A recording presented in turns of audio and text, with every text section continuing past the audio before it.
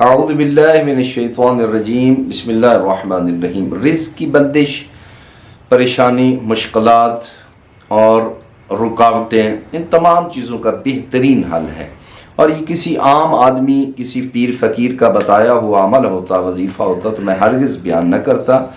یہ اس شخصیت کا بتایا ہوا عمل ہے کہ جن کا ہم صبح شام کلمہ پڑھتے ہیں، جن کی زبان سچی، جن کا وجود سچا، جن کا دینی اسلام سچا، اور نبی اکرم صلی اللہ علیہ وآلہ وسلم اگر جن کی ہم صداقت پر شک کریں تو وہ بندہ دینی اسلام سے ہی خارج ہو جاتا ہے۔ بہت ہی آسان عمل ہے، بہترین عمل ہے، چھوٹا سا عمل ہے، کوئی زیادہ آپ کو وہ نہیں کرنا پڑتا۔ یہ مرد بھی کر سکتا ہے، مرد ہے، مستور ہے، بچہ ہے، بوڑھا، جو بھی عمل کرنا چاہے یہ بآسانی کر سکتا ہے۔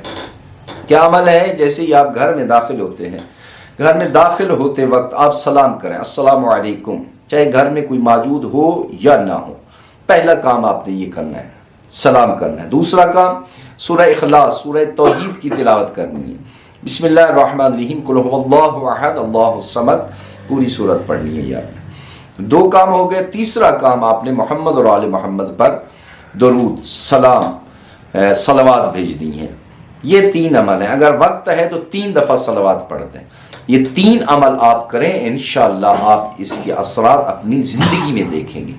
اپنی زندگی میں یہ 3 چیزیں لائیں، دستور بنا لیں اس کو۔ جب بھی گھر میں داخل ہوں یہ 3 کام کریں، یعنی پہلا کام سلام، دوسرا کام سورہ اخلاص کی تلاوت، اور تیسرا کام محمد اور آل محمد پر صلوات پڑھنی ہے آپ نے۔